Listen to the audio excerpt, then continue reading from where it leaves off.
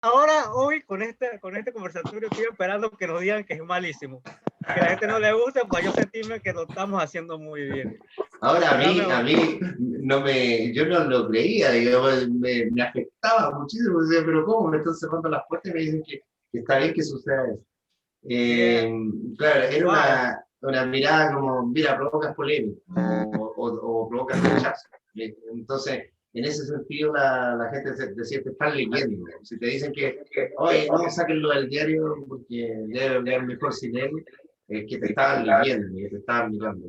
Yo no lo entendía muy bien. No sé si lo creo todavía, pero esas cosas sucedían. Ahora, yo creo que la historia la tenemos que asumir y esto que tú dices de este presidente que va a aparecer en la historia de ustedes en una, digamos, en un contexto distinto a esta parte elogiosa que tuvo, histórica que tiene el personaje, es un tema que se repite en Latinoamérica. O sea, nosotros tuvimos un presidente que parecía muy de izquierda, Pedro Aguirre Cerda, y ahora no me estaba enterando que tenía mucho coqueteo con Hitler, ¿me entiendes? Entonces, wow, qué tipo tan bueno, pero aparecen estos otros coqueteos o acercamientos con el fascismo, y eso hay que hacer, digamos, hay que asumir Hay que despertar esa, a la población.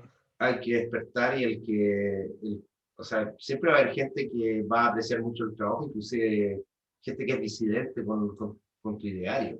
Yo pienso que es importante crear la posibilidad de la discusión a través de una obra, como puede ser una historieta, una película, un poema, sin que necesariamente nos pongamos la obligación de que sea así. En el caso particular de lo que ustedes quieren hacer, eh, por supuesto que va a haber una polémica natural a eso, que es revisar la historia y darle una vuelta. O sea, según lo que leí, lo que me envió Fernando, los historiadores dijeron no le dan ningún crédito, fue una expresión de barbarie, un poco lo que pasa con el pueblo mapuche acá también. Ahora es rudo lo que está sucediendo acá. Entonces, tenemos una policía militarizada, hay como, o sea, ya ayer nuevamente, con pandemia, con toque de queda, con todo, la gente sale a la calle a protestar y la policía es rudísima. O sea, les quitan los ojos, les quitan la vida y eso lo terrible es que todo esto siempre ha sucedido. Lo que pasa es que ahora tenemos la información porque todos pueden grabar, todos pueden registrarlo en su celular y vemos el crimen en nuestras pantallas. Entonces, ¿cuánto de esto sucedía antes que no existía? Entonces, también por otro lado, ¿cuánto es lo que nosotros nos podemos quedar en cada una de las malas noticias que tenemos? O sea, porque tenemos una vida que hacer y así. En el caso de la revisión de la historia, y que sea a través de la historieta, yo pienso que la historieta es una posibilidad amable de llegar a mucha gente. También, por otro lado, hay cosas en contra, hay muchas personas que ya no tienen el ejercicio de leer historietas, digamos, de la decodificación, del saber leer historietas, que no lo he encontrado, digamos, en el ambiente, por ejemplo, pedagógico, profes que me dicen, no sé cómo leer un cómic, no sé qué se hace primero, ¿miro los dibujos o leo? Entonces, como yo leo desde chico, lo tengo internalizado, mi decodificación es mucho, no sé, o sea, creo que está como muy relacionado al texto e imagen. Entonces, pero por otro lado, también hay otras formas de hacerlo más holgado en la misma puesta en página, que van a ser. Siempre veo que los cómics a veces se publican muy en pequeño y se atiborran de viñetas y se atiborran de texto y terminan siendo un sacrificio para la presbicia, para la gente que no tiene el ejercicio. Entonces, tal vez una página con aire, en donde el texto está holgado, donde las frases son justas y precisas, también va a invitar a otras personas, ¿no? Entonces, en las últimas historietas que estoy haciendo, y ya son distintas a las que les mostré y distintas a las cosas de humor político que estaba haciendo, ya son historietas.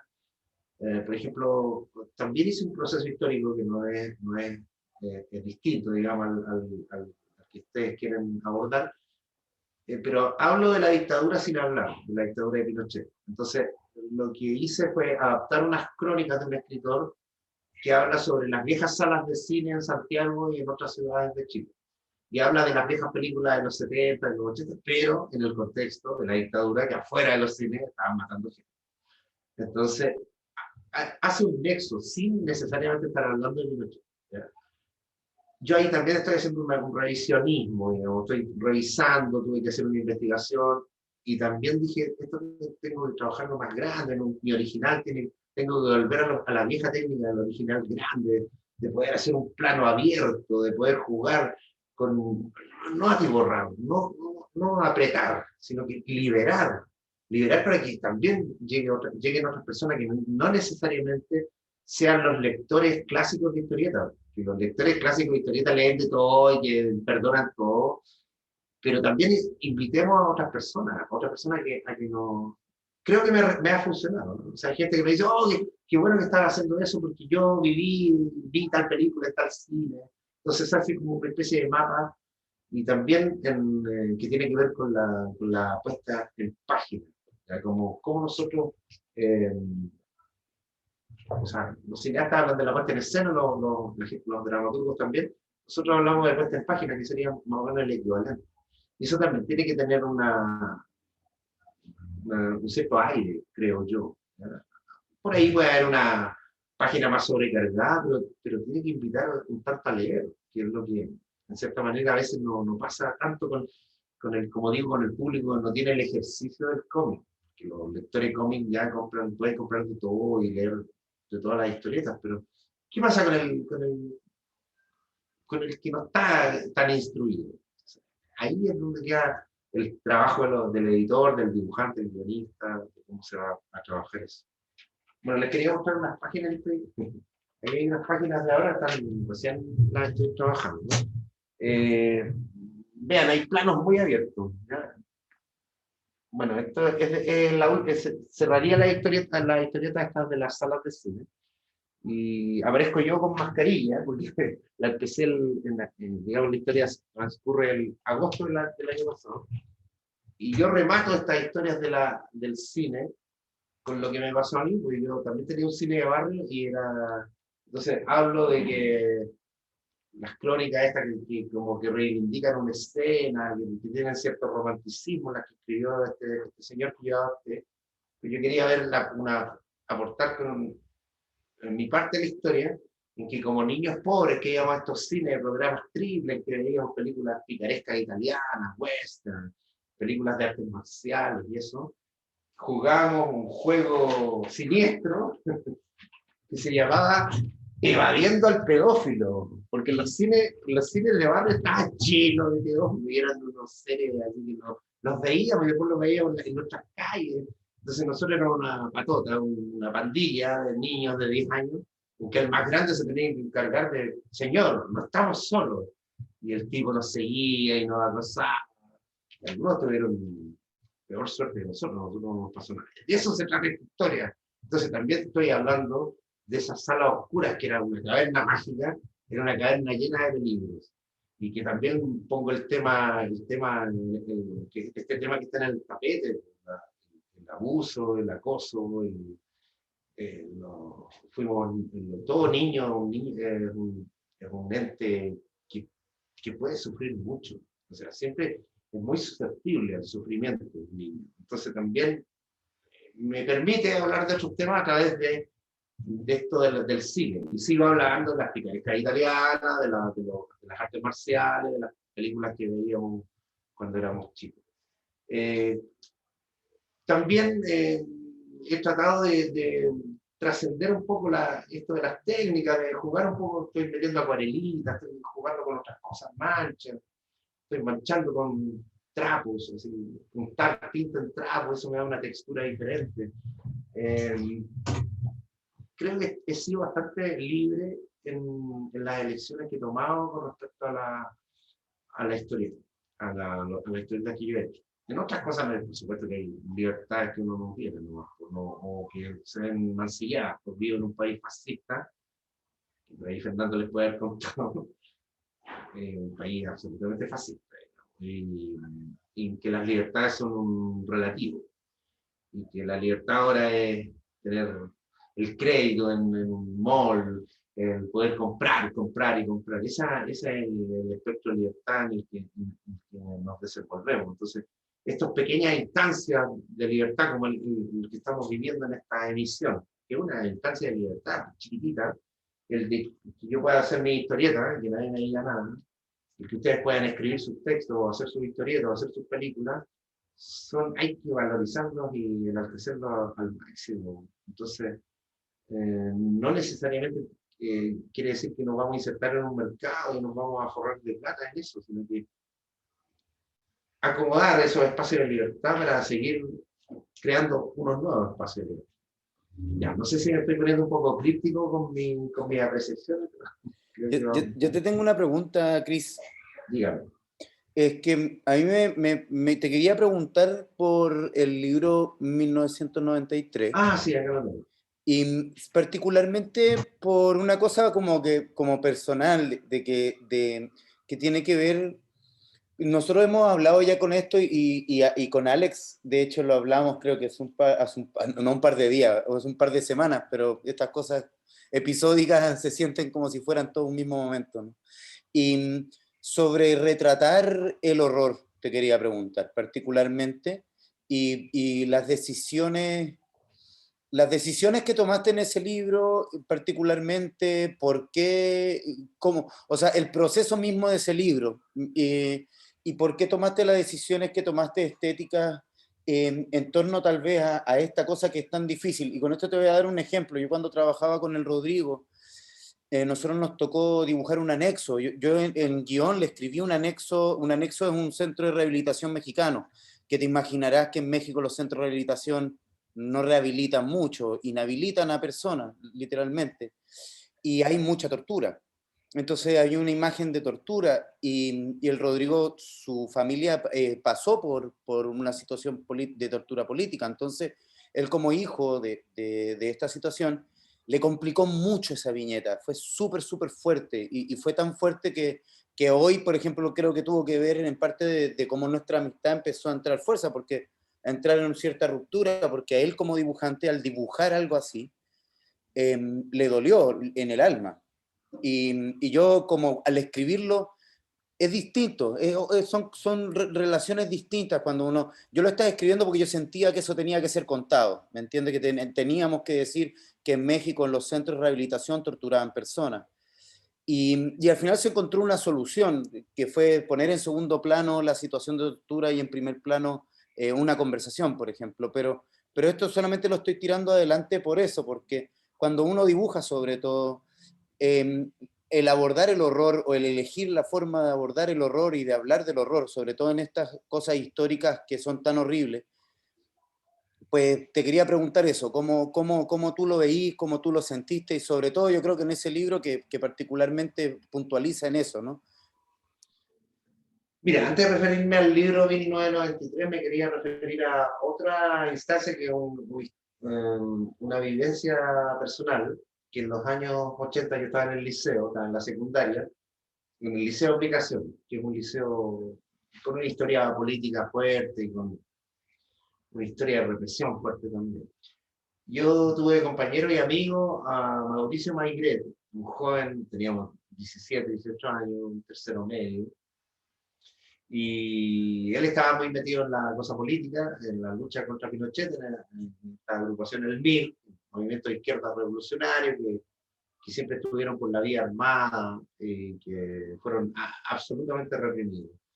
En algún momento yo estaba como bien, bueno, para la fiesta en ese momento, para salir, para fumar, para, no sé. La cuestión política me pasaba, la historia de mi familia tenía un historial político fuerte, o sea, exilio, persecución, un montón de cosas, pero en ese momento que yo un poco irresponsable, bastante irresponsable, me arriesgaba, yo salía, estaba matando a la gente afuera, y me salí, me fui del liceo, y Mauricio me siguió yendo a ver. y fue un aporte importante marxista, digamos, un marxista verdadero, que me hablaba no en términos de citando a Marx, sino que en términos de vida, de que tenía que hacer algo en esta vida y que tenía que tener una fuente de ingresos, no por una cuestión de, oye, comercial que eres, sino que ayuda a tu familia, o sal de ahí, sal de ese, un poco de ese hoyo de desinterés que tienes. Se creó una amistad fuerte conmigo. Y después no lo vi más. Y de repente en los diarios de esa época salían los muertos de los enfrentamientos, salían los muertos de portada en los diarios. Y estoy en una de estas reuniones con amigos, fumando y tomando, qué sé yo, y está el diario ahí, veo, y sale la foto de mi amigo, era uno de los muertos. Me entero por la prensa de la muerte de Mauricio y quedé impactadísimo, quedé en shock. Mi mamá lo amaba, frente a todos mis otros amigotes, mi mamá lo quería mucho, porque un tipo intelectual, un marxista real, digamos, muy maduro para la edad que tenía, entonces lloramos juntos con mi mamá cuando pasó eso, y siempre quedó la instancia de ir a ver a sus padres. Sus padres tuvieron que salir exiliados después de la muerte de Mauricio porque lo empezaron a perseguir, los acosaban muchísimo. Pasó el tiempo y nunca los vi, nunca me contacté con ellos. Pasó el tiempo y empecé a sentir la necesidad de hacer algo cuando ya estaba adulto. Estoy hablando del 2009, 2010. Esta historia la tengo que contar a través del dibujo. Esta historia que pasó, hacer un poco lo que hace Jesús, lo que hace Joe Sacco, de tomar la historia y ponerse en un rol de rescatador de esos eventos. Lo busqué donde estaba, vivo al lado del cementerio, acá. Lo busqué y estaba acá, al lado, lo encontré su tumba, que yo nunca fui al funeral ni nada. Le dejé un mensaje a sus padres, dibujado, con Mauricio dibujado. Dejé un mensaje y dejé mi teléfono. Y a los pocos días me llama la mamá. Y me dice, nunca supe de ti, pero te creo todo. Y me invita, tenían una imprenta con su padre, me invita a la imprenta a que los visite. Y fui, por supuesto, y el papá era un señor muy hosco, que me miró y apenas me saludó. Que yo pienso que con este tema deben llegar muchos aprovechadores también, por supuesto, porque hay gente que cree que va a hacer algo. Le mostré los dibujos que había hecho a ella y él sé que estaba escuchando. Y después apareció y me dijo, acompáñanos a la casa a tomar once, decimos nosotros, que sería como a tomar el té de la tarde. Y me mostraron fotos de él y me dijo, le dije, quiero hacer la historieta de esto, de mi historia con él. La vas a hacer, me dijo, sí, la vas a hacer. Pero es un tema duro, para nosotros es duro. Cada marzo, ellos murieron en marzo, cada marzo morimos de nuevo. Fue una historia tan amorosa, ese evento, esa junta que tuvimos, de tanto amor. O sea, 30 años después, yo no hice lo que tenía que hacer cuando era un adolescente, y no me atreví, no busqué, no indagué. Me puse a dibujar y cada vez, Fernando y amigos, cada vez que yo me pongo a dibujar esa maldita historieta, que son 12 páginas, termino destrozado, quedo, no puedo seguir. Sé que está casi que termina. Dibujé el liceo, dibujé cuando nos conocimos, cuando iba a mi casa, le puse chistes entre medio, cositas, así juegos. Armé también una historia que tiene algo de ficción entre medio, pero la historia, lo medular, llega hasta cuando yo tomo el diario y después yo termino llorando con mi madre. Lloramos juntos. No la he podido terminar. Eso empecé el 2010. No la he podido terminar. No. Empiezo, le doy, y me sobreviene una amargura y una pena, que es como un poco lo que decía Erwin, que es un gran dibujante, un maestro mío del humor gráfico en Chile, decía, en tiempo de dictadura tenía que hacer chistes sobre Pinochet o sobre la dictadura. Decía, empezaba el chiste y terminaba tan amargado, pero tan amargado, y con esto tenía que ser reír, ¿no? Tenía que provocar la gracia. Bueno, yo por lo menos tengo una historieta dramática, me busca el humor. no tiene, yo le puse entre medio unos chistecillos, pero no tiene concesión. Era un joven de 17 años que lo mataron, la policía lo mató y más encima como que se ve en un enfrentamiento y también los de su agrupación asumen eso porque la heroicidad también juega un rol importante en toda esta historia, pero la heroicidad está al lado del martirio, entonces la martirización, el mártir, o sea, el héroe es bien fácil que se convierta en mártir. Después pasó el tiempo entre toda la investigación con una amiga nuestra, la gringa, Elise Henry. Yo creo que la Elise, sin ser dibujante, sería gratísimo que conversara con ustedes, chicos, de una gringa espectacular, graciosísima.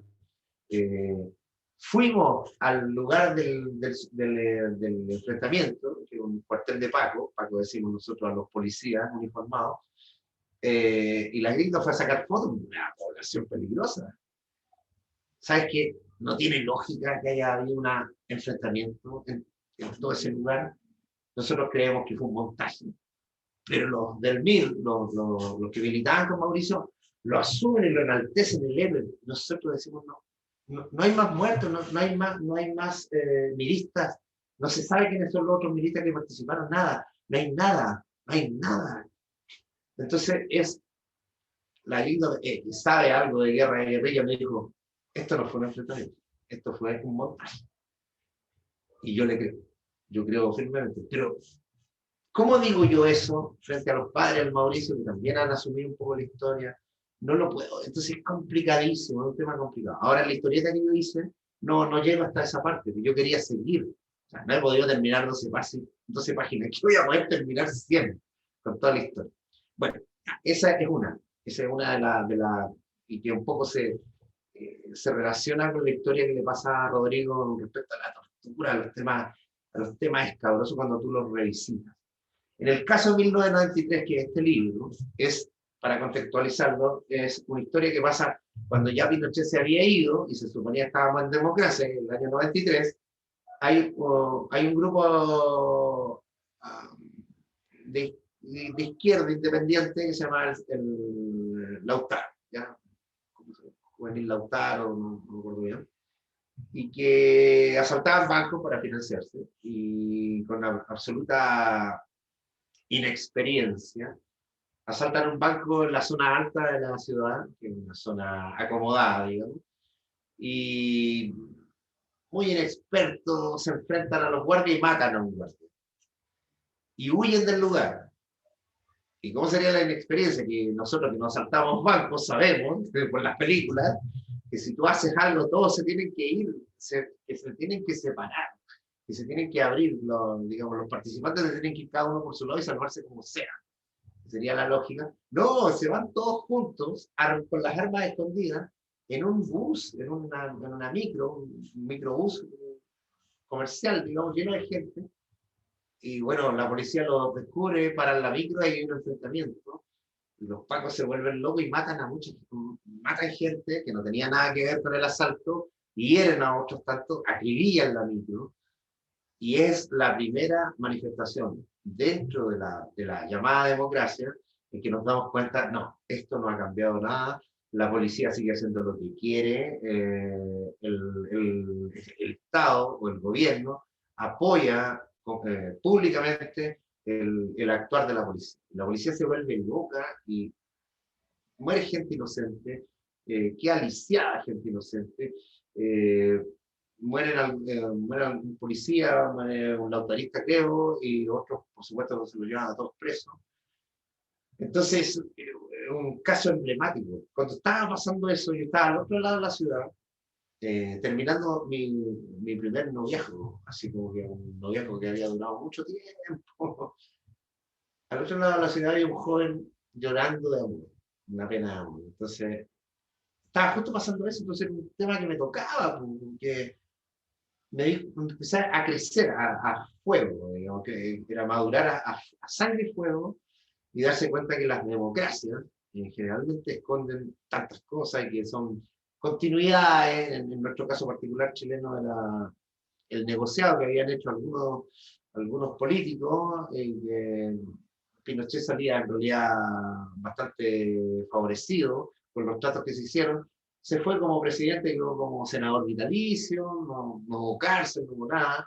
Todos estos tipos que estaban en el poder eran realmente unos traidores de clase absolutos. Entonces, fue el primer gran golpe en que nos dimos cuenta. Bueno, pasaron los años y ya estaba trabajando en dibujo, había hecho algunas cosas para audiovisual, de gráfica para audiovisual, y en algún minuto una productora que había trabajado con ella en este programa que les dije, el show de los libros, que yo soñaba con aparecer ahí porque es un programa emblemático, y después aparecí 2 veces, se van conectando las cosas y la productora de ese programa se llama Joanna Repoussy. La menciono porque ahora último hizo algo interesante también. Me llama y me dice, mira, estoy trabajando en el Canal 13 y queremos hacer un programa sobre el evento de Apoquindo, que era del asalto al banco y la posterior balacera de la misma. Entonces te interesa dibujar, porque la opción es hacer una recreación que va a quedar de baja calidad, porque no tenemos los medios, pero lo otro sería no una animación, pero sí un montaje con dibujo que sea interesante y necesitamos hacer 150 dibujos, no sé cuánto, eran muchos dibujos, pero en un rango de tiempo de 12, una semana, así, una cosa muy rápida. Y yo, por supuesto, le dije, claro que sí. Entonces, tienen material y me mandan los VHS sin editar, con las entrevistas al autarista, entrevistas a Paco, al chofer de la micro, con muchas imágenes del evento, pero me faltaba más, sobre todo en la prensa. Entonces me empecé a involucrar, yo también, ya no era o sea, era un encargo, pero me empezó a llegar muy profundamente. Y voy a la Biblioteca Nacional, consulto los diarios, busco todos los diarios, encuentro, fotocopio, salen todas las imágenes, los muertos, todo el tema. Digamos, la actitud del gobierno de favorecer a la policía, todo eso. Y me pongo a dibujar y también me empieza a pasar en un dibujo, en un encargo de dibujo, o sea, digamos, he trabajado en encargos de dibujo, y uno dice, ya mira, el guión dice esto, y es, sí, lo hago. Digamos, me involucro profesionalmente, me involucro con mi técnica, pero no me cuesta, mejor. Oh, wow, qué rudo esto, me acordaba del joven que yo era, de esos jóvenes que murieron ahí, de los inocentes, de todo, de la inexperticia de la lucha armada chilena, de todo. Me empecé a involucrar muchísimo. Bueno, entregué pertinentemente en la fecha que me dijeron, hice todos los dibujos, con toda la recreación digamos, todo el relato tal cual. O sea, el asalto, la huida, la balacera, la huida en la micro, la balacera en este bus, la policía, todo eso. Ya. Lo hice en mi estilo. Y la policía la tenía que dibujar como unas alimañas, así como completamente violentas. Ya, pasó el tiempo y iba a salir, eso fue en octubre, pongámosle. Iba a salir el programa en marzo, llega marzo, abril, nada, no sale nada, no salía el programa. Y llamo a Joana, que es la productora, y le digo, oye, pasa algo que no sale el programa, y me dice, mira, me peleé a muerte con los del canal, porque no querían que saliera el programa, y uno de los motivos era que tus dibujos eran muy violentos. Entonces, pero si la policía era 1000 veces más violenta que un dibujo, entonces me dice, y yo peleé por mi proyecto y me echaron. Y la echaron, la sacaron, y el programa no salió. Ya. Pasan otra cantidad de años, y eso fue, no sé, en 2004, no me acuerdo bien. En 2008, yo tenía todo ese material, más todos mis dibujos. Entonces estábamos haciendo una revista que era de historieta, pero que hablaba un poco de la historia del rock en Chile, y estábamos con el tema del punk. Y había justo un tema de una banda chilena que se llama Fiscales Ad Hoc, que hablaba sobre ese evento porque la prima del vocalista había muerto en ese bus que baleó la policía. El tema se llama Eugenio, ¿ya? Que no habla así directamente del tema, pero habla de cosas súper sutiles, que ella ya no va a llegar a la casa. Entonces nosotros hicimos un videoclip con todo el material que yo tenía, que lo pueden encontrar en el internet. Y ese fue el primer acercamiento. Usamos mis dibujos, los archivos de prensa, más todo el material que me había pasado al canal. Estábamos infringiendo ley con eso. pero ¿qué es eso? Pan, démosle. Dijimos, nos van a bajar el video inmediatamente, nada, ni siquiera los de la banda, porque los de la banda no sabían quién había hecho eso. Y empezaron, pero wow, aquí hay un material buenísimo y el video quedó bien. Y ahora es un video muy visitado hasta ahora, siempre, con mucha polémica. Bueno, esa fue la primera muestra de mi trabajo que había quedado guardado en estos videos. Y después un amigo mío, que es editor, que tiene una editorial y una imprenta, me dice, ese tiene que ser un libro, me dijo él. Esos dibujos tienen que hacerse un libro, pero no expliques nada, porque eran dibujos, no eran historietas, eran ilustraciones, solitarios, sin texto. Me dijo, no expliques nada, no pongas texto, el único texto que debes poner son los archivos de prensa. Y eso es lo que hicimos. No es una historieta, mire, vean, es el relato, es un dibujo por página. Voy a... Bueno, ahí. No es una historieta, es un libro de ilustración, pero tiene un carácter narrativo. Y cuenta toda la historia, pero no explica nada. Y al final, solo al final, están los archivos de prensa que yo mismo había recopilado, que más o menos contextualizan sobre el caso, sobre el presidente que apoyó a la policía. Es un libro que el editor me decía que le da muchas sorpresas, no comerciales. O sea, por ejemplo, lo llaman a la editorial y le dicen, quiero comprar el libro 1993. Y llega un señor, él le pasa el libro, lo ve, el señor se emociona mucho, me dice. Se pone a llorar. Y mi amigo le dijo, le pasa algo, quiere agüita, no sé, quiere tomar un vaso de agua, no sé. Le dice, aquí murió mi hija. Le dice el señor. De repente el Comic Man, que era un niño en ese momento, era un dibujante, que ahora ya es un joven. Comic Man me dice, ¿sabes que yo soy vecino del chofer del bus? Y yo le conté, le mostré los dibujos, y el señor te mandó felicitaciones y que ojalá te vaya bien con el libro. Me pasaban esas cosas. De repente me habló un amigo, que yo no tenía idea, que había sido el autorista, que ha estado todo este proceso, un amigo poeta, y me dice, yo fui amigo de todos eso, y me compra, no sé, compró, no sé, 5 libros y los mandó, porque están todos fuera de Chile. Y se empieza a acercar gente que me da sorpresa. Entonces, son pequeñas realizaciones que no tienen que ver con lo comercial, tienen que ver con una cuestión netamente afectiva. Como dice un amigo poeta, no me cobro en efectivo, me cobro en afectivo. Este libro es un libro que yo he tenido una retribución afectiva tremenda. Ahora, lo que me decía el editor es que, por ejemplo, lo llevaba a feria, es un libro que no se entendía mucho, que dicen, ¿de qué se trata? Es como un asalto, pero ¿de qué se trata? Después salen unos archivos de prensa, pero que al final me dijo, vendí todo, igual distribuí, vendí todo, no sé. Tenía otro pulso, eso de los editores que, oye, si el libro no se vende en 3 meses, lo destrozamos, lo destruimos. Menos mal que mi amigo supo esperar. Y también para él como editor me decía que había tenido una sorpresa tremenda que tenía que ver con lo afectivo y un poco en este terreno que jugamos. Ahora, yo creo que eso puede pasar con la historia que ustedes están contando. Puede ser que en un minuto se sientan, wow, un poco o muy afectados también al recrear esta historia de injusticia, esta historia de reivindicación. Siempre la historia está llena de estas cosas. Ahora, cuando nos toca personalmente, te mataron a un amigo, o cuando tú te involucras directamente con estas personas que yo no conocía, pero que las terminé conociendo, que se conectó con la banda de rock, con este señor que llegó a la imprenta, con el chofer que mandó felicitación. O sea, hay un tejido natural que se arma, porque está armado ya.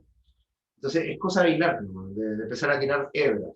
Entonces, en el fondo, la recreación, puntualmente lo que van a realizar ustedes, tiene que ver con el armar el tejido y que cada una de esas hebras se vaya fortaleciendo en cada uno de los nudos que se hacen en el tejido mayor.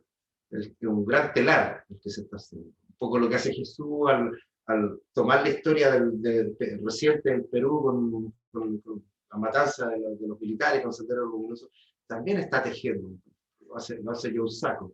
Yo no tengo ese oficio periodístico que tienen los chicos, pero pero sí tengo una cierta emotividad que también me ha ayudado a poder llegar a ciertos estados y llegar a solucionar ciertas cosas. Entonces se me acercó mucha gente después de este libro y como les digo, es distinto a lo que pasó con el Pato Giro, con los personajes, que, digamos, el acercamiento de, oh, mira, me acuerdo de la historia y se sabe la historia mejor que yo. Mira, la historia cuando van al recital y pasa tal cosa y se ponen a pelear con esto y el perro dice tal, y de repente yo no, no me acuerdo. Ah, sí, claro. Siempre es distinta el acercamiento, pero en el caso de 1993 es muy emocional, muy tremendamente emocional. Y bueno, en lo que me toca, pues, hay que seguir haciendo no me queda otro camino que seguir, digamos, hilando y tejiendo ese pilar.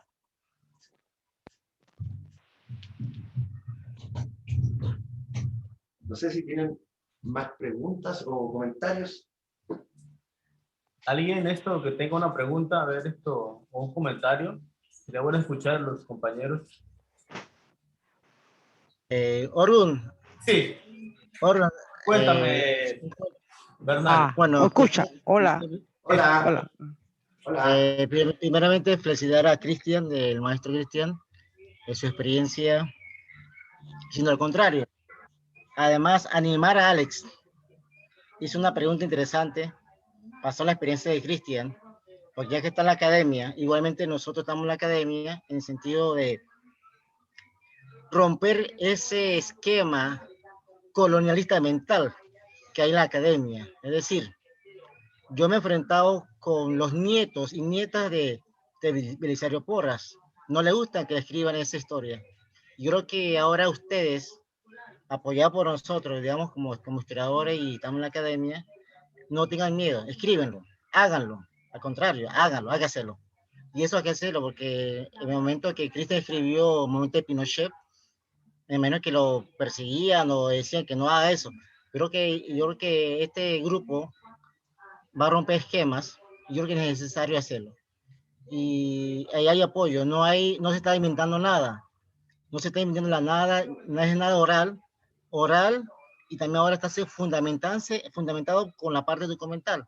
Yo creo que eso es importante que los compañeros que van a dibujar, van a escribir en el cómic, está el apoyo de nosotros. Y por ejemplo, yo me acuerdo, con todo respeto al maestro Turpana, yo le decía, ¿por qué tú tienes miedo a escribir a Annalena Porras? Él no atacaba, porque a veces en la academia como te restringen, no tengo que escribir nada en contra, que es mi amigo o mi amiga, no, hay que hacerlo. Yo esas partes sí, yo lo he hecho y yo me he enfrentado a doctoras que me preguntaba en el momento de la revolución, ¿por qué?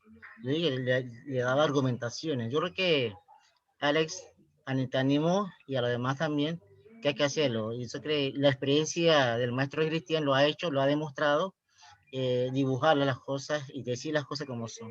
Y eso para nosotros es muy importante porque va a ser escrito por los mismos cunas, porque se ha escrito por muchas cosas, por muchos años se ha escrito por no cunas. Ahora los mismos cunas van a escribir. Gracias, con el apoyo de todos nosotros, lógico, ¿no? Ese es el apoyo importante que se va a lograr de Peña, de que el maestro Cristian y los otros que han llegado a explicarnos esto. Yo estoy aquí escuchando la experiencia esa y eso para mí es valioso también, un aprendizaje. Así que no es eso. Continuamos. Sí, arriba. Arriba los corazones. Creo que Taira tenía una palabra que...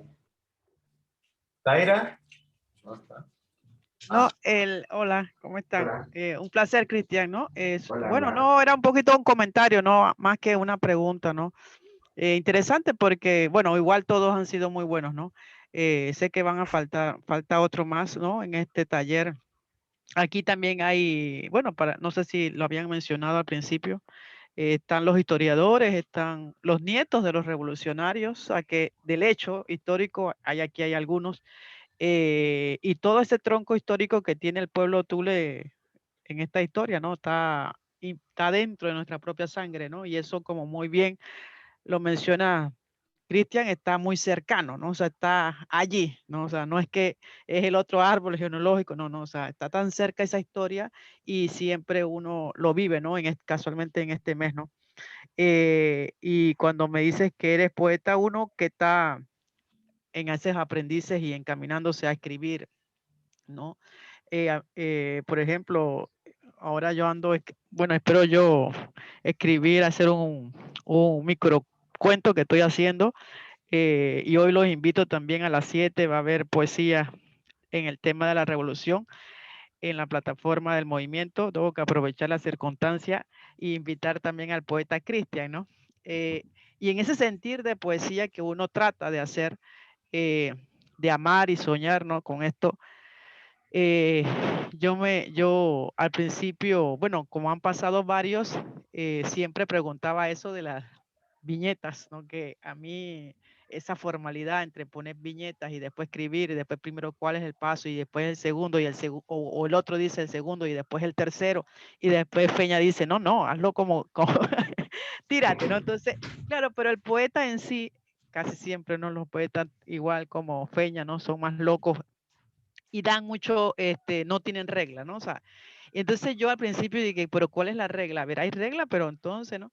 Pero ya también me has aclarado un poco con esa experiencia que me das, ¿no? O sea, lo que sale, y yo al principio decía, uno cuando escribe y trata de escribir en ese caminar, como muchos maestros o maestras ya lo han hecho, eh, sacarlo desde ese corazón, ¿no? O sea, desde esa emoción, desde la emoción que uno tiene, para entonces ponerlo en esto, ¿no? En la cómic, que es la primera experiencia, como muy bien lo ha dicho Orgun, ¿no? O sea, es la primera experiencia para nosotros y para mí también es la primera experiencia, ¿no? Entonces, yo ando tratando también de hacer, es tan chiquitas estas cómics, ¿no? En sus palabras, ¿no? Que es la diferencia entre una poesía y ahora que ando, quiero incursionar un poco, espero, ¿no?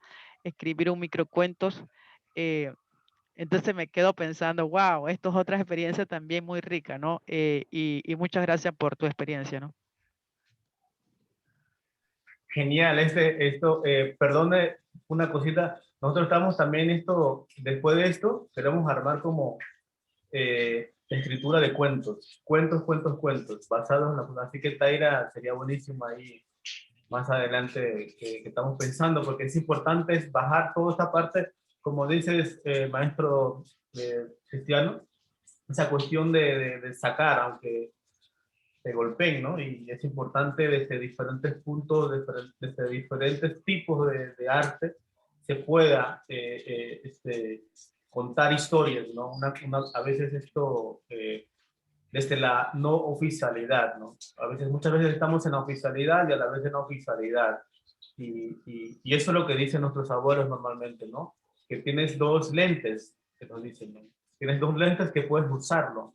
Y ese es como que, bueno, y ahora con todo esto que estamos armando, creo que va a ser esto muy importante y escucharlo en sí como de todo lo que ha sucedido con todo esto, con los trabajos que has realizado, es como un energizante, por decir, para que podamos sacar adelante ese proyecto. Bueno, acaba de entrar el compañero Cebaldo. Bueno, él sí está en Portugal, así que está más lejos de aquí, en otro espacio. Y bueno, no sé si otros quieren hacer algún comentario.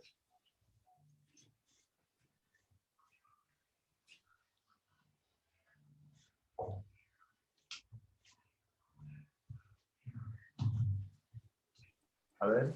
Bueno, disculpen, bueno, es solo un abrazo al Peña Feña.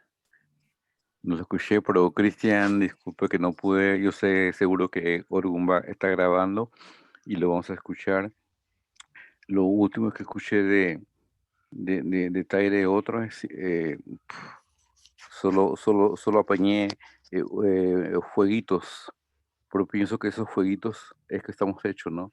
De estas cosas que nos revientan y que nos hacen seguir creando, ¿no? Yo pienso que sí. Además que la historia no es una cosa tan de datos y de fechas y de lo que pasó, lo que no pasó. Es parte del cuerpo.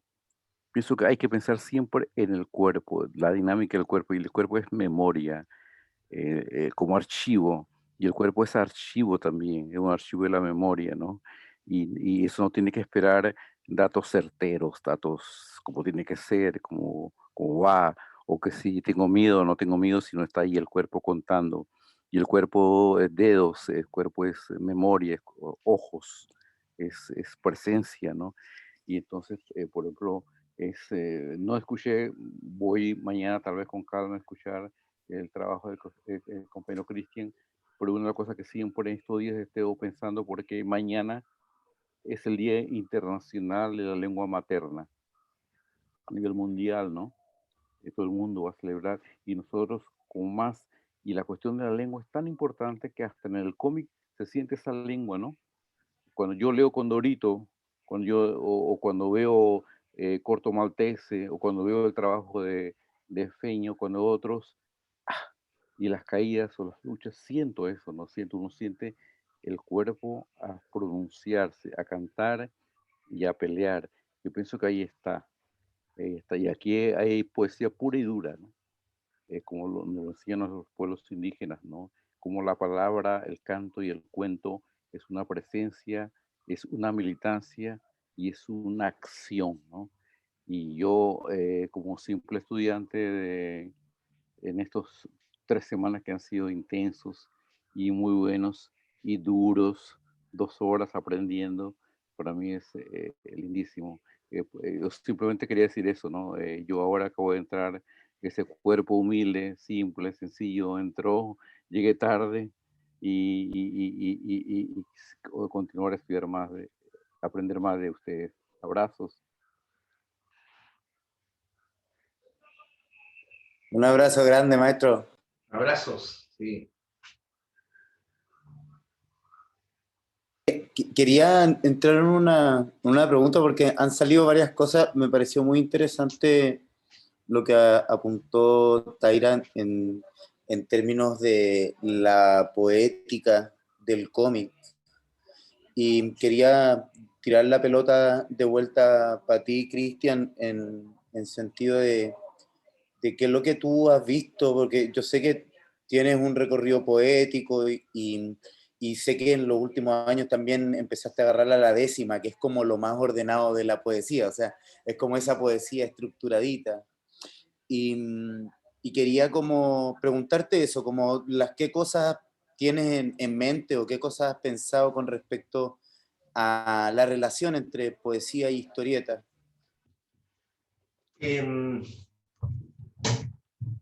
Bueno, yo creo que naturalmente los octosílabos nos acompañan y las líricas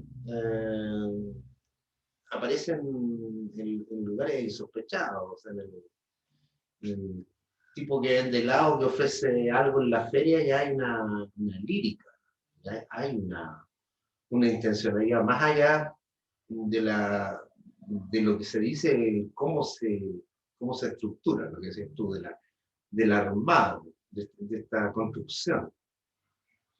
Y nosotros tendemos a hablar un poco en octosílabos también.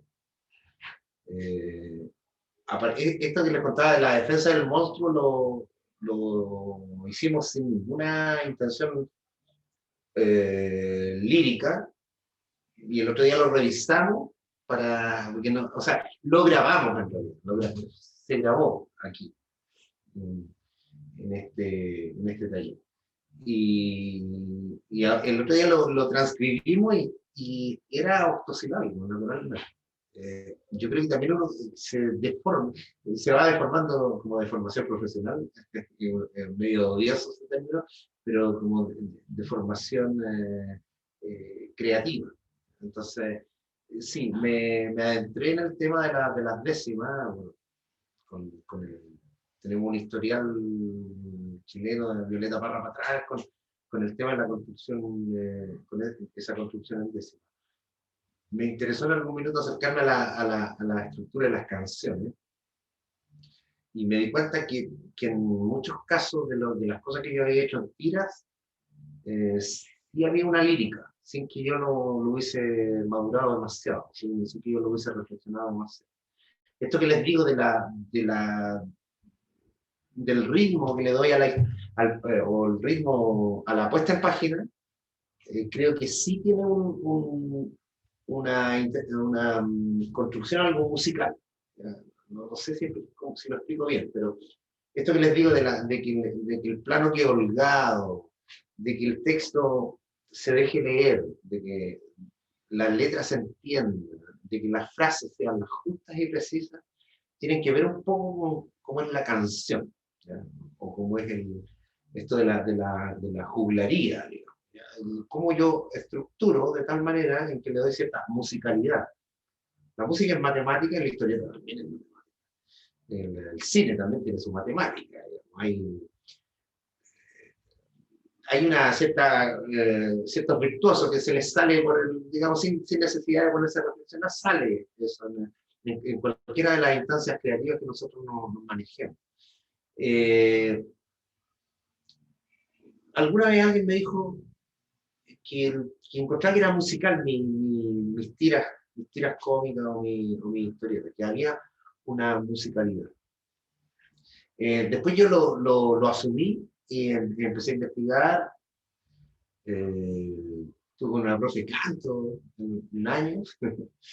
Me sirvió también, y todo sirve, entonces realmente era esa clase de canto, la ocupaba sin cantar en mis clases, mi voz se proyectaba y llegaba hasta el final, y le daba cierta musicalidad a la clase, bien, casi una puesta en escena.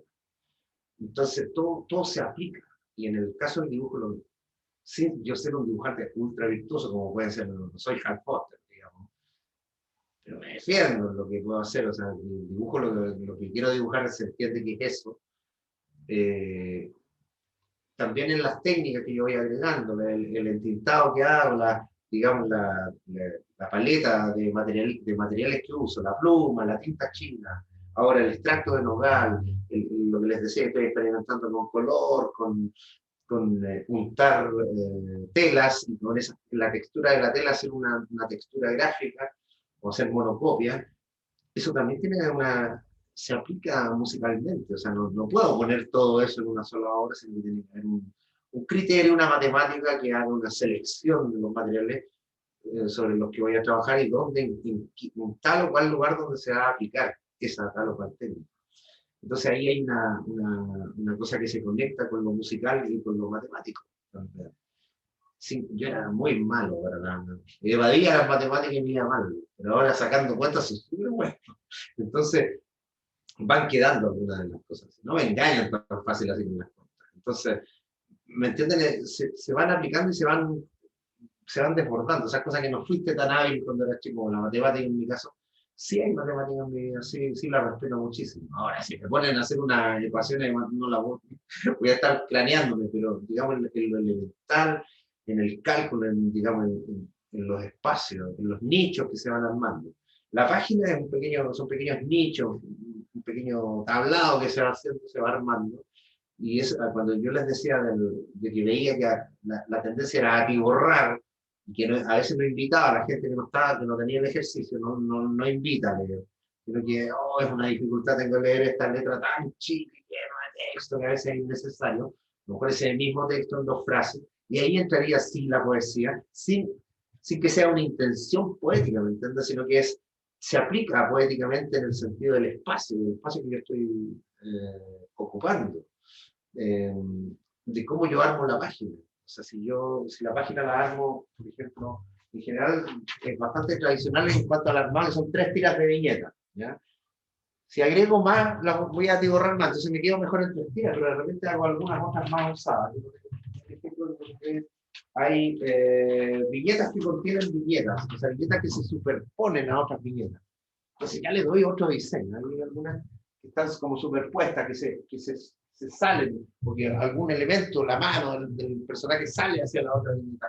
Juego un poco con eso. Estoy jugando con tiempo y con espacio. O sea, entiendo que la viñeta que está acá arriba está antes de la que está aquí, pero podría tener una conexión, podría dar una vuelta con eso. Hay un juego espacio-temporal. Bueno, siempre espacio-temporal se entiende como una cosa de ciencia ficción, pero la poesía juega en el espacio-tiempo también. La poesía también va hacia adelante, va hacia atrás, juega, da una vuelta, hace Y a veces eso es físico, es digamos, lo que hacía Vicente Huidobro, no sé si lo conocen, que hacía estos caligramas, que eran dibujos hechos, la poesía hacía un dibujo, hacía un círculo, una cosa concéntrica, la frase se iba dando vueltas. Ahí hay espacio-tiempo. La historieta juega mucho con el espacio y el tiempo. Entonces, y que tiene que ver directamente también con el escenario y con la acción. Entonces son cosas que se van relacionando. No sé si respondí tu pregunta, pero yo quedé contento con lo que dije. Por lo menos me sentí bien. No sé si la respondí tan No, sí, acertada. sí, me sirvió un montón. Te quería también preguntar por el proceso para poner en páginas, tu proceso por lo menos, que si escribes, si haces un dibujo, si haces una escaleta, pues cómo te Mira, lanzas. he hecho de todas las formas, de la forma tradicional de escribir, de así como viñeta 1, acción, texto, y digamos, la que más me acomoda es hacerlo a partir del mismo dibujo, o sea, hacer en una libreta, hacer una puesta en página con bocetos. Pero esa es para mí, digamos, soy yo el mismo, yo soy el guionista de cuando yo soy el guionista de mis dibujos, lo hago así, ¿no? Para ordenar, para ver esto de los tiempos, el tiempo y el espacio, ¿ya? De darle aire, de hacer, mira, cómo va a haber una viñeta circular acá, va a haber un título acá, ¿me entiendes? Y eso también está sujeto a cambio hasta el final, cuando ya hago la página la final, que digo, podría cambiar esto, no me quedo tan, podría holgarlo aún más o cambiar las frases, entonces me sirve así. Pero me ha pasado que he hecho guiones para otra gente. Entonces, ahí he tenido que escribir de forma tradicional. Bueno, y a veces, cuando la historia es muy intrincada, por ejemplo, hay una historia del Patallero que son varias páginas cuando son niños, entonces pasan muchas cosas y se tienen que conectar, tuve que escribir, hacer una escaleta, mira, pasa esto, la conexión acá, y hacer un poco un mapa conceptual. Esta es la primera línea de acción, la segunda línea de acción, tercera línea de acción, ¿cómo se conecta? Ya voy armando. Entonces, ahí, cuando la historia es más intrincada, tengo que hacer una escritura previa mayor y hacer un mapa conceptual de cómo se va a mover la historia, qué va a ir primero, qué va a ir después, cómo voy a darle realce a ciertos personajes, cómo voy a dejar un elemento suspenso, o cómo voy a dar una pista que después que se explica en unas escenas después, cómo armo la escena. Pero en general, por ejemplo, cuando lo hago para mí, es desde el mismo dibujo, que es como lo hacía Máximo Carvajal, que era un viejo maestro de la historieta chilena, que fue un gran amigo mío, y nos recibió cuando éramos muy jóvenes y andábamos perdidos y no sabíamos qué técnica usar, entonces nos recibió en su casa este señor, y había estado en la época de oro. Él lo hacía también porque él era guionista de su historieta, entonces hacía un garabato que lo tenía que entender él. Yo también hago lo mismo, pero cuando escribo, o sea, cuando me hago guion a otra gente, a veces me piden que le haga ya el diagrama dibujado claramente, en el plano, pero por ejemplo me pasó con un amigo, Gonzalo Martínez, que es un dibujante chileno de mi generación, un poco mayor que yo. Entonces le dije, ¿podrías dibujar un proyecto de la escuela donde hago clase? Entonces le dije, ¿podrías dibujar un guión mío? Y me dice, sí, encantado. Entonces le le dije, ¿te mando el dibujo? No, me dijo, yo ya lo había hecho, entonces te mando el boceto ya diagramado. Entonces, no, me carga eso, no, porque me contamina, me dijo así. Yo quiero todo escrito. Entonces, tomé lo que yo había dibujado, lo escribí y se lo envié, lo dibujó y después era igual, pero igual al dibujo que al primer boceto que yo había hecho era igual, idéntico. Entonces, eso es como las mañas de los dibujantes. No, me dijo, no, porque eso me contamina muchísimo. Yo ya, lo voy a escribir, se lo escribí igual, idéntico, eran los mismos planos, el mismo espacio, el mismo aire, el texto está en el mismo lugar. Entonces, bueno, también tengo que respetar eso, porque en el fondo el dibujante también es un mundo. O sea, lo que dice Jodorowsky, que no es que oye, el dibujo, escribo lo que quiero y ya tú eres el dibujante, tienes que hacer lo que yo quiero. También bueno, él estaba con los grandes maestros, como Moebius, entonces era como un poco, ¿qué es lo que quieres dibujar? ¿Qué es lo que te gusta dibujar? Cada dibujante tiene un pulso particular. O sea, si hablamos, no sé, de Gonzalo, o de Rodrigo, de Pepo, todos tienen un pulso particular, entonces también el guionista tiene que estar un poco consciente de esas capacidades y de hacer lo que se busca. Sí, O sea, sobre eso, yo a veces creo que los guionistas pecamos mucho de un poco de psicópatas o de poco empáticos con el dibujante, porque uno a veces escribe cosas y es como, bueno, si no lo dibuja lo dibuja este otro. ¿Me entendís? Pero al final es cierto que hay una conexión humana en que lo que uno escribe lo vas a dibujar tú y eso es un universo completo y que yo tengo que empatizar con el dibujante, definitivamente. Yo como vengo del cine y del cine de ficción, uno lo enseñan un poco como medio como máquina de hacer salchicha y en el cómic sobre todo hay una cosa muy, muy de comunicación y muy humana que yo con el tiempo he ido aprendiendo, pero que definitivamente al principio, cuando recién llegué del cine al cómic, no lo miraba así, era como, no, dibújame esta cuestión, ¿cachai? O sea, sí, como, claro. Claro, bueno, cordero. sobre todo en la cosa mainstream o de historieta más comercial, como puede ser Marvel, la escuela de Stan Lee. Claro, los tipos eran, escribo esto y el que le tocó, un poco el manga también funciona así. Reemplazas a tal o cual dibujante y esto es lo que tienes que hacer. Cuando también son un poco modelos de explotación, de esta manera. Pero cuando la cosa es autoral, que tiene, ahí hay mucha más piel, y que un poco lo que decía Jodorowsky, en los años 90 vino Jodorowsky Moebius acá, y fue una lección de vida para mí, digamos, como conversar. Jodorowsky puede ser muy pesado y muy valioso también, pero también fue interesante cómo él se plantaba frente a los guionistas, a los dibujantes. Entonces contaba que cuando se encontró con Cadelo, le dijo, ¿qué quieres dibujar?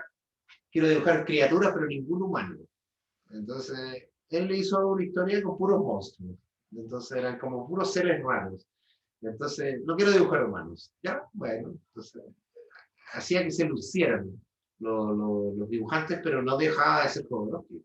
Eso es importante también, porque él era una marca también. Entonces, estaba todo el rollo que podía aportar él, digamos, el ideario particular, pero hacer que ese dibujante oye, se enalteciera. Ahora, no siempre sucede, y de repente también hay dibujantes que son absolutamente funcionales a cualquier guionista. Yo lo veo mucho con, por ejemplo, los chilenos que dibujan para Estados Unidos, así como, o sea, tienen un estilo particular y sobre ese estilo se mueven y llega tal cosa, voy a adaptar tal cosa, una serie de televisión a cómic, una película, o no sé, volver al futuro del cómic, ¿me entiendes? Tienen una adaptabilidad.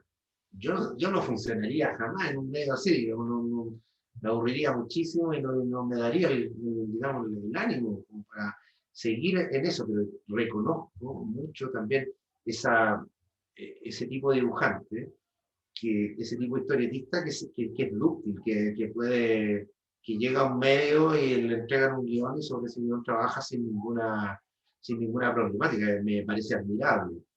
Pero yo, por otro lado, no tengo por qué ser ese dibujante, digamos, tengo intereses en el guión, intereses que tienen que ver con lo que les decía, con la poética o con cierta lírica.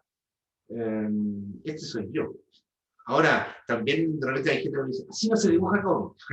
Me han dicho, no, así no es. Porque Marvel dijo, no, Stan Lee dijo, ¿qué me importa Stan Lee si ese señor ya se murió?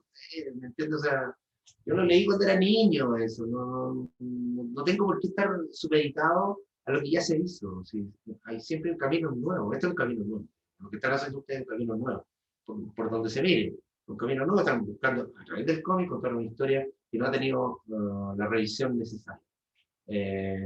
¿Por qué tenemos que hacerlo tal cual? O sea, lo que yo les diga también está supeditado a todo lo que me sirve y hay ciertas cosas que no estoy de acuerdo, o lo que haya dicho Jesús, o lo que haya dicho cualquiera. Siempre va a haber una nueva adaptación.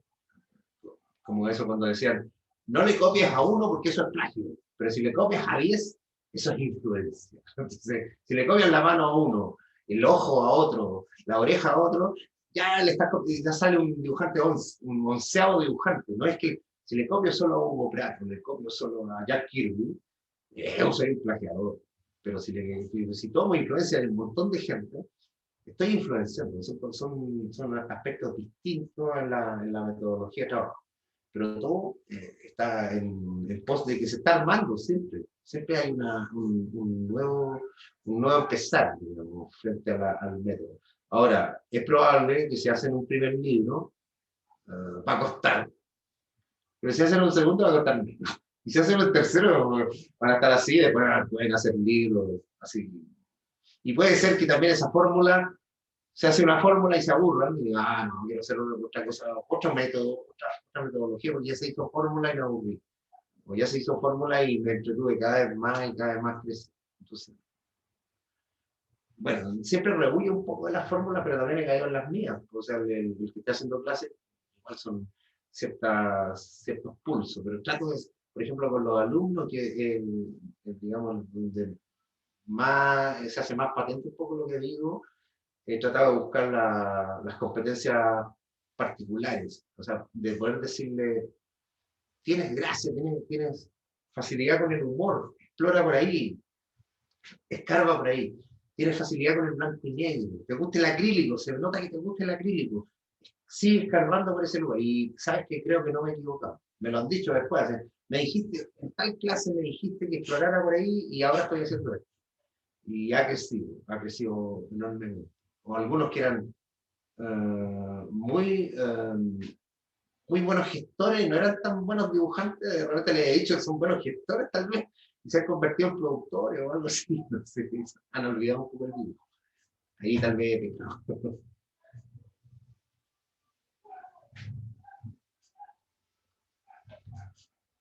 No, muchas gracias. Pues yo creo que ya estamos justo en la hora, según mi reloj de aquí.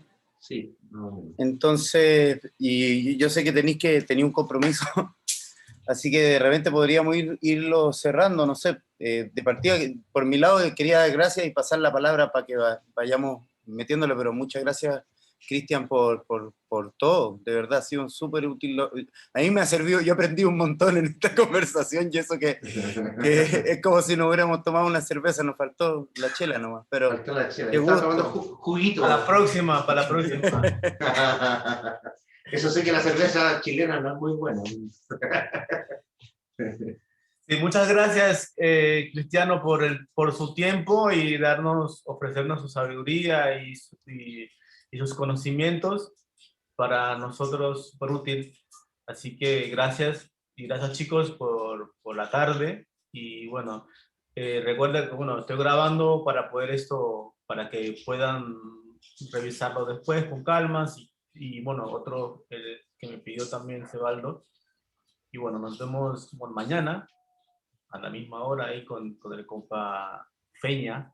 Así que muchísimas gracias, Cristian. Te mando un abrazo y acá está lloviendo y también está caluroso.